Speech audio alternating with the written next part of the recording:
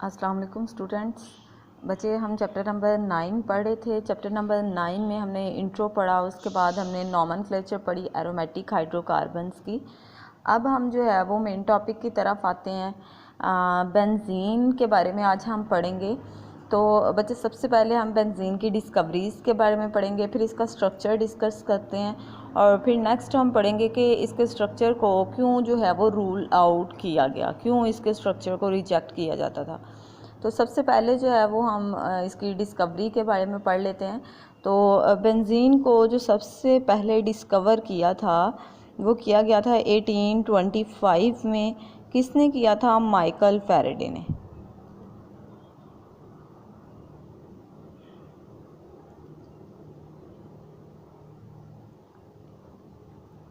किस तरह से किया था? माइकल फैराडे ने 1825 में जब इसको डिस्कवर किया तो उसने किया था वेजिटेबल ऑयल से। वेजिटेबल ऑयल से कैसे किया गया बच्चे? चूँकि आपको पता है वेजिटेबल ऑयल जो है ये अनसैचुरेटेड फॉर्म में होता है, ठीक है। तो जब इसकी डिस्ट्रक्टिव डिस्टिलेशन की गई तो ऑयल की डिस्ट्रक्टिव डिस्टिलेशन से हमारे पास जो स्ट्रक्चर बना वो क्या था? बेंजीन था। अब डिस्ट्रक्टिव डिस्टिलेशन क्या होती है? किसी भी हमारे पास ऑर्गेनिक कंपाउंड की हम बात करें तो उसको जब हीट किया जाता है, किसकी? In the absence of air,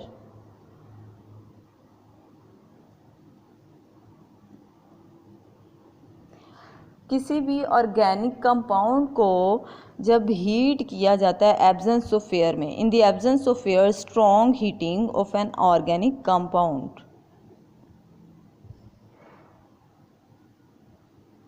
इसको हम क्या कहते हैं? Destructive distillation. यानी जो वेजिटेबल ऑयल है जब उसको एयर की एब्सेंस में बहुत ज़्यादा देर तक हीट किया गया तो उससे जो हमारे पास प्रोडक्ट आई वो क्या थी? बेंजीन थी। ये इसकी फर्स्ट डिस्कवरी है। सेकंड हम बात करेंगे, एक और साइंटिस्ट थे जिनका नेम है होफमैन।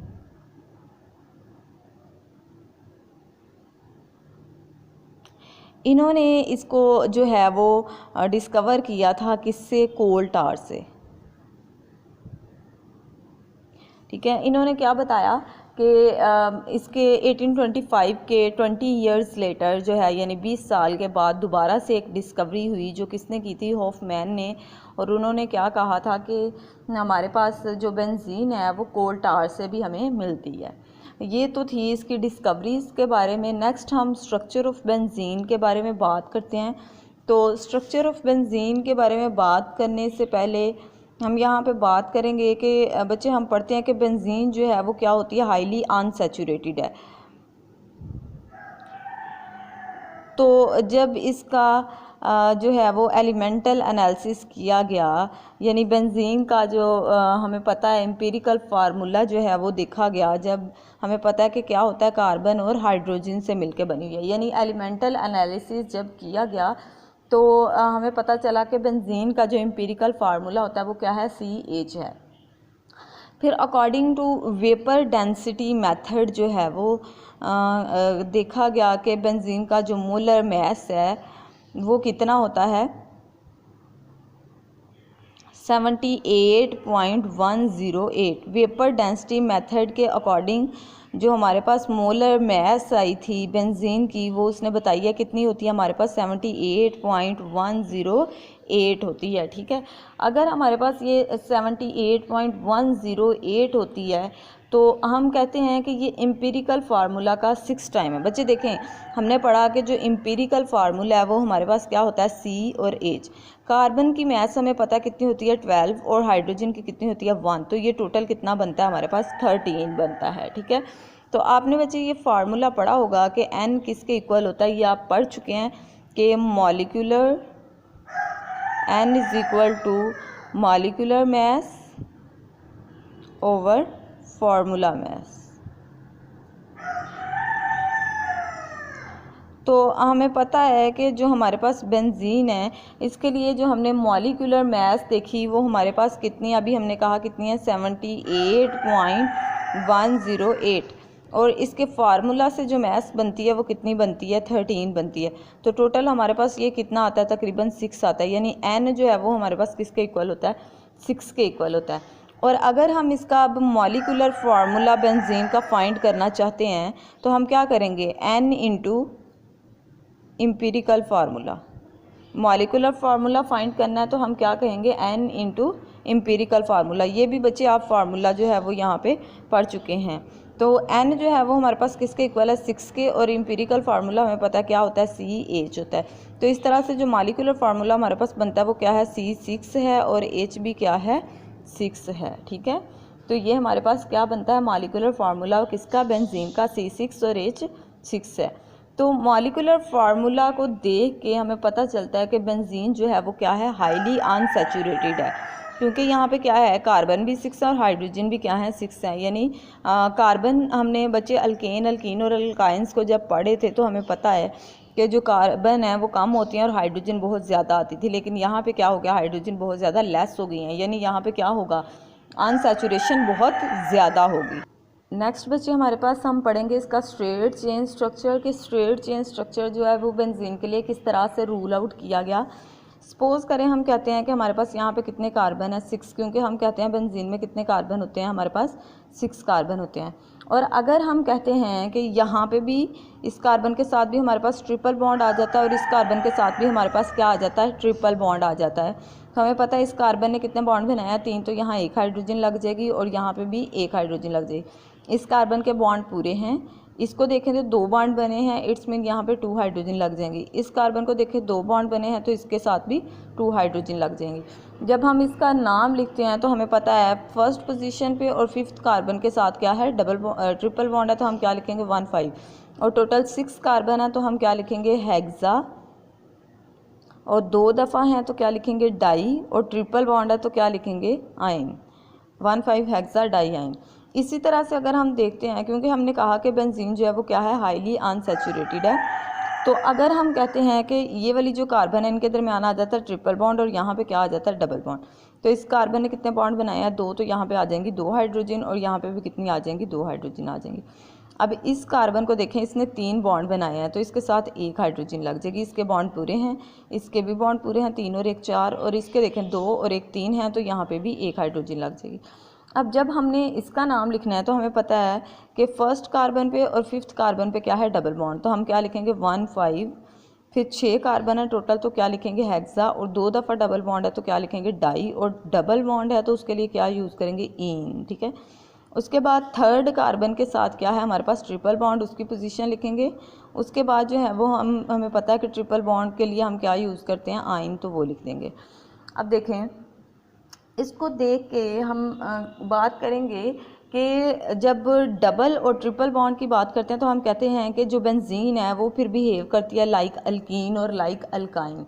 लेकिन अल्कीन और अल्काइन के लिए जब KMnO4 टेस्ट किया जाता है, अल्कीन और अल्काइन का जब हम जो है वो पोटाशियम पर मैग्नेट के साथ जो है वो उसको ट्रीट करते हैं, यानी उसको ऑक्सीडाइज करते हैं, तो ये दोनों जो हैं अल्कीन और अल्काइन जो हैं ये डीकलराइज हो जाती हैं। इनके दरमियान जो बॉन्ड हैं वो क्या होते हैं, टूट जाते हैं, तो इनका कलर जो है वो क्या हो जाता है, चेंज हो जाता है। लेकिन बेंजीन के केस में ऐसा नहीं हुआ था। बेंजीन जो है वो डीकलराइज नहीं होती है। बेंजीन जो है वो KMnO4 के साथ क्या रहती है, स्टेबल रहती है, वो उसका कलर डीकलराइज नहीं होता। तो इसी से हमें पता चलता है कि बेंजीन जो है वो अल्कीन या अल्काइन की तरह बिहेव नहीं करती है।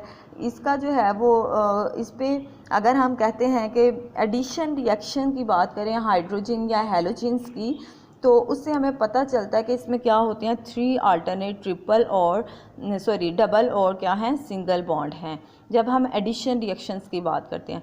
तो अगर हम अल्कीन्स में देखते हैं तो अल्कीन्स जो है वो उसकी हम बात करेंगे कि वो पोटाशियम पर मैग्नेट टेस्ट जो है वो देती है, उसका कलर जो है वो ख़त्म हो जाता है अल्कीन और अल्काइन का। लेकिन जब हम बेंजीन की बात करते हैं तो बेंजीन जो है वो डीकलराइज नहीं होती है, वो बहुत ज़्यादा स्टेबल है। इट्स मीन कि इसने क्या दिया है, नेगेटिव टेस्ट दिया है। KMnO4 टेस्ट क्या आता है, इसके लिए नेगेटिव आता है।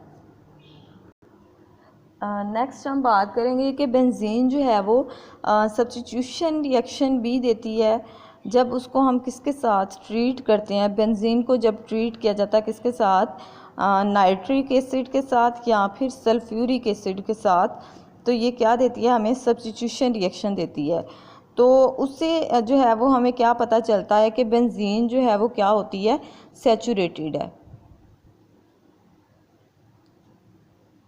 बेंजीन क्या शो करती है, सैचुरेटेड स्ट्रक्चर, यानी उसमें सारे के सारे क्या हैं, सिंगल बॉन्ड है, डबल या ट्रिपल बॉन्ड कहीं भी नहीं है, यानी ये अल्कीन या अल्काइंस की तरह से बिहेव नहीं कर सकती है।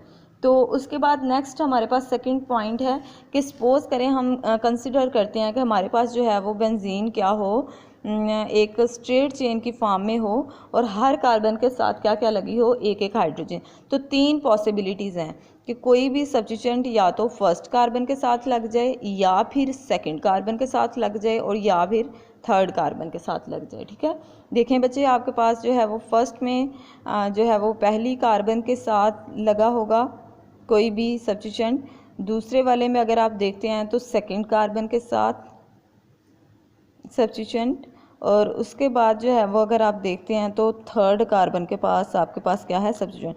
इसी तरह से अगर आप इधर से भी नंबरिंग करते हैं तो फर्स्ट सेकंड थर्ड ही बनते हैं, और अगर इधर से भी करते हैं तो फर्स्ट सेकंड थर्ड ही बनती है। यानी बेंजीन जो है वो हमें तीन क्या देती है, मोनो सब्स्टिट्यूटेड प्रोडक्ट्स दे सकती है।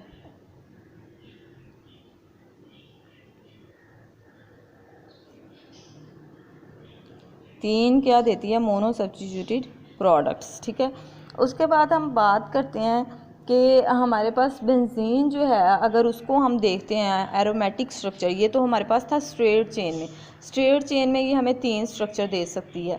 फर्स्ट पोजीशन पे भी कोई भी सब्स्टिट्यूएंट ऐड हो सकता है, सेकंड पे भी और थर्ड पे भी, लेकिन जब हम बेंजीन को देखते हैं तो वो सिर्फ हमारे पास क्या देती है, वन मोनो सब्स्टिट्यूटेड प्रोडक्ट देती है।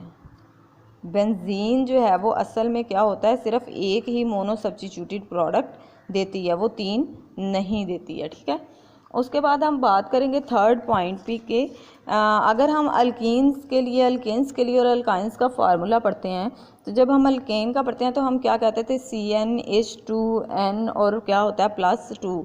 इसके अकॉर्डिंग अगर n को हम किसके इक्वल रखते हैं, 6 के, तो हमारे पास जो कार्बन आती हैं वो हमारे पास क्या है, 6 हैं, और हाइड्रोजन क्या है, 14 है। अगर हम अल्कीन की बात करते हैं, CnH2n हमारे पास इसका फार्मूला है, n हमारे पास अगर किसके इक्वल हो, 6 के, तो फार्मूला क्या बन जाता है, C6 और H12। अल्काइंस में हम बात करते हैं CnH, हमारे पास क्या होता है, CnH,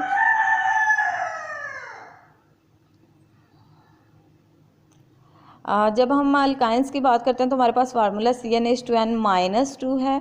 तो अगर n को हम किसके इक्वल रखते हैं, 6 के, तो हमारे पास फार्मूला बनता है C6 और H10 बन जाता है। ठीक है, तो बच्चे इन अल्कीन, अल्केन और अल्काइन को जब हम देखते हैं तो तीनों का ही फार्मूला के अकॉर्डिंग बेंजीन का फार्मूला नहीं आता, क्योंकि बेंजीन का हमारे पास क्या है, C6 और H6 है। तो इस वजह से हम कह सकते हैं कि बेंजीन जो है वो एलिफेटिक हाइड्रोकार्बन्स में नहीं आती है।